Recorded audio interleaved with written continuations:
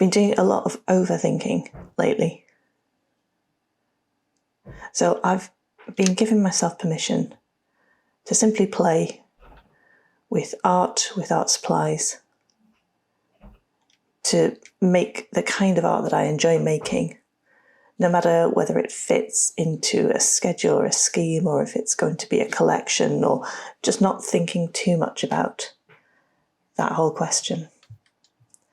And so this is one of the ways I'm trying to counter overthinking, is just sitting with some paper, getting some art supplies out, some known and loved and some new and experimental, and just seeing what happens. I'm starting with watercolour because I know it. I've been painting with this for years, and I know that it's unpredictable in a predictable way. The Payne's Grey and the Buff Titanium that I've been using here, I sort of know how they'll react, what I can make them do by pushing and pulling and creating areas of intense pigment and intense areas with lots of water.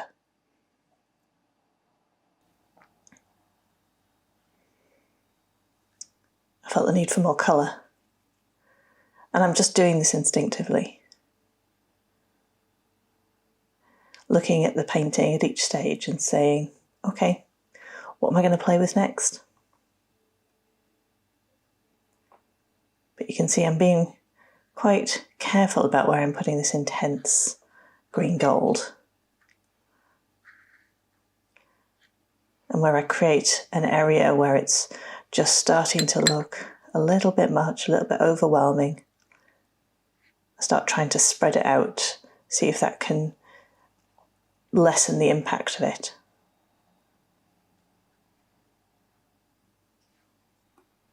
Maybe put it in a couple of different places, see if that helps. But actually no, I know that that area at the top right is too much, and what I need to do is knock it back. And it's still wet, so I can do that with some paper towel.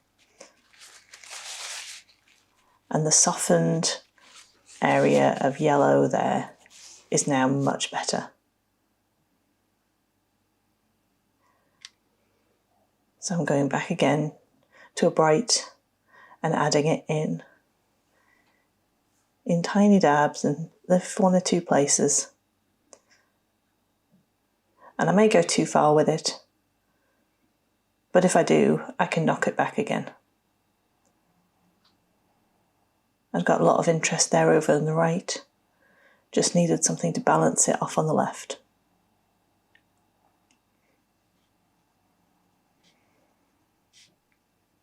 These paintings happen in stages.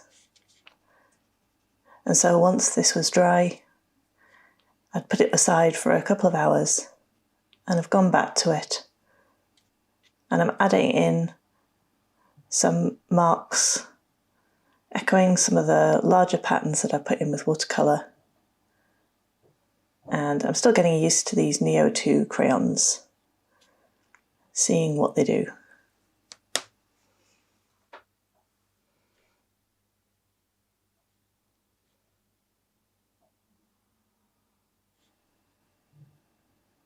They become really much more intense when you add water to them. So we can use them to add another hit of colour. Just doing this in one place doesn't look quite right, so let's keep going.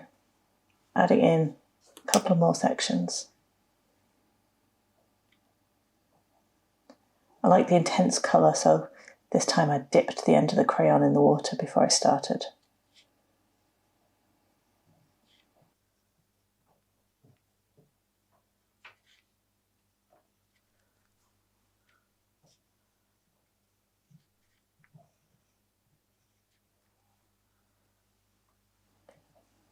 These paintings are really intuitive, and it's very hard to explain how you know what to do next.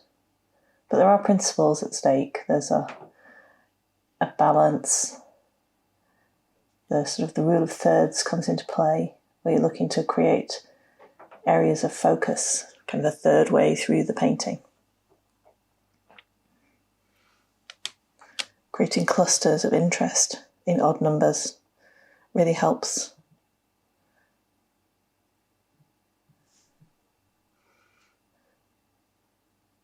And putting in elements that keep your eye moving around the image, around the design. And I feel like I always need more and more areas of detail, going smaller and smaller, creating areas of interest. So I've switched to a coloured pencil. And again, I'm echoing those tiny little circles. So we've got big ones in the watercolour, medium ones with the neo colour, and now tiny little ones with the coloured pencil. These little pieces are great for playing with colour. They're ones that I make whenever I've got a new art supply and I want to see how it plays with its friends. And they're great when you've got when you want to clear your mind. Just get into the process of making. Especially making these repetitive marks over and over.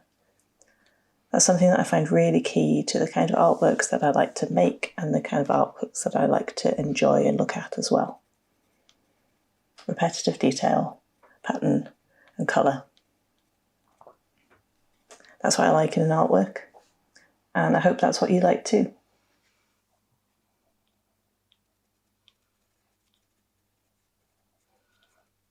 If you've enjoyed the video today, then please give it a like. And I'll see you again in another video very soon. Bye bye.